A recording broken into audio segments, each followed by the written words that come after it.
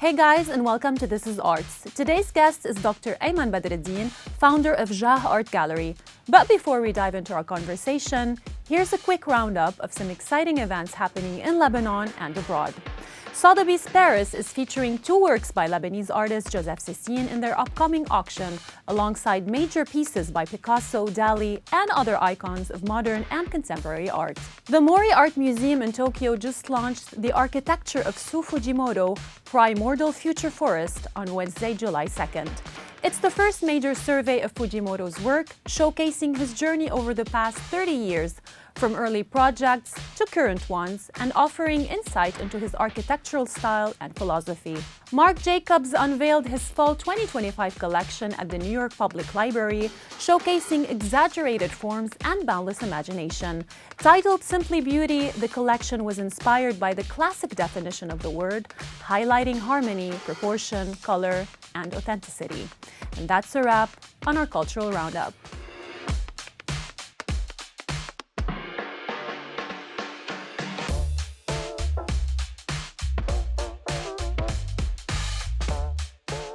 Today on This is Arts, we welcome Dr. Ayman Badreddine, cultural advocate, longtime art collector, and founder of JAH Art Gallery in Beirut.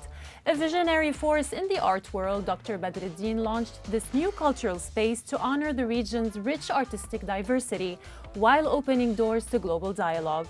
Through exhibitions, residencies, and public programs, JAH is dedicated to uplifting emerging talents and celebrating established artists, making art not only accessible, but deeply resonant. Dr. Ayman Badreddine, it's a pleasure to have you here on the show with us. Thank you. Dr. Ayman, what drove you to create this space, JAH Art Gallery? So, honestly, I've been collecting since a long time ago. And I do believe that my private collection should be shared with all the art lovers, all the collectors, and all the artists also. So before, in the past, all my friends and all the collectors used to come to my house, to my home. And you know, it's a headache to receive all the time people. We want our privacy. Sure. So that's why I decided to open my private artistic space, which is JAH. Dr. Ayman, what did you feel was missing in the local art scene that you're hoping to fill through this gallery? I don't believe that something is missing, but I do believe that an extra art will add a value for all the arts in the market. So what's beautiful is beautiful, and what is ugly is ugly. So I don't believe also there is ugly art. I believe that the artist could evolve his work with time. Mm-hmm. Is there a particular meaning to the name JAH? So JAH, actually, it is the initials of Jimmy, my son, Jamil, me, Ayman, and my daughter, Haya. But the meaning of JAH in Arabic is more luxurious, as JAH. And at the same time, JAH is the goddess of artistic culture. So that's the meaning of JAH. How do you usually select the artists that you work with? Do they have to be Arab artists, or do you also focus on international artists? So usually I choose my artists through the message but behind their works. Not necessarily should be Middle Eastern artist. Any artist can have a good message. Art finally doesn't have any nationality. Art is art. What's beautiful is beautiful. So I don't choose. I want to love the art and believe in it. Are there any particular topics that usually draw your attention? Definitely, sure. If we are talking about Middle Eastern artists, they are, if you want, showing us what is going in the region, about the war, the poverty. So definitely, sure, the Middle Eastern artists can show us what is happening in the region. Speaking of Middle Eastern artists, what do you think is so powerful in their artistic expression? What is so special about it? Definitely, sure, because we are living, you know, in the Middle East, and through what's happening from war, from poverty, from technology, etc. So they can express their emotions in their paintings, and you can feel it because you are Middle Eastern finally. There's also a section at JAH Art Gallery dedicated to sculptures, is that right? Yes, we are creating now our second space, which is Nabad by JAH. So we are, it's dedicated for sculptures and for immersion artists. So as you know, sculpture also is a different language, and what we want from Nabad is to show also all the collectors and all the people that like arts, that sculptures also is one of the best kind of expression in art. Why do you think it's so important today in everything we're going through in the region to be supporting Arab artists?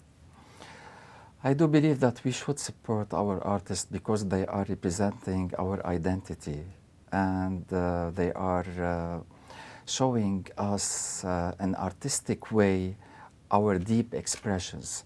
So we belong to Middle East, and we should support our Middle Eastern artists because they are our family. And in the future, they will be maybe in the history showing us what happened before. True. Dr. Ayman, there's an upcoming exhibition soon at your gallery. Yes. Can you tell us more about that? Yeah, it's gonna be a very exceptional and unique solo exhibition for our Persian artists. It's gonna be a surprise in the market because the work is different from the other work. Really, the technique and the message behind the paintings is totally different from what we are seeing now in all the galleries in Lebanon. So the name of the solo exhibition will be The Swollen Void.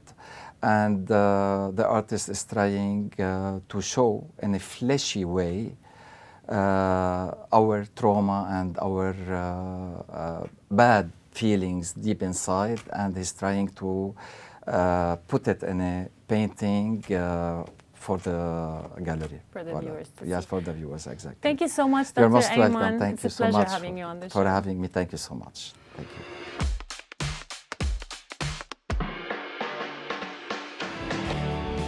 After the roaring success of symphonic rock, the USJ Choir returns with a bold new twist in its signature Symphonic Fusion series.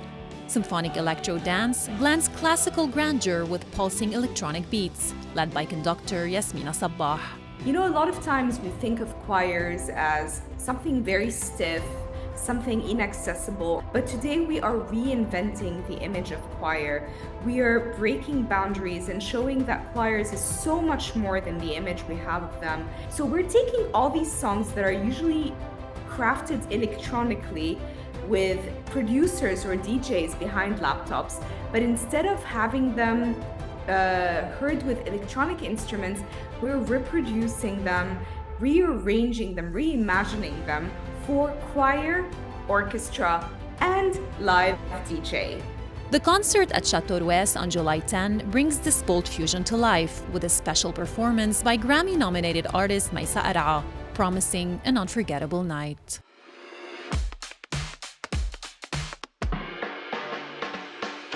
Would you let a stranger point a loaded gun at your head for art? In 1974, Serbian conceptual and performance artist Marina Abramovic did exactly that. She stood still for 6 hours in a piece called Rhythm Zero, offering the audience 72 objects, everything from a rose and scissors to a knife, and a gun loaded with 1 bullet.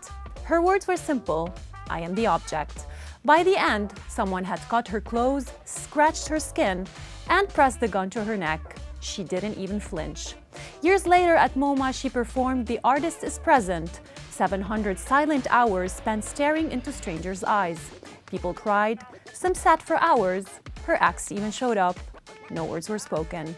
And then there's Lips of Thomas, where she carved a star into her stomach and laid on blocks of ice. Why?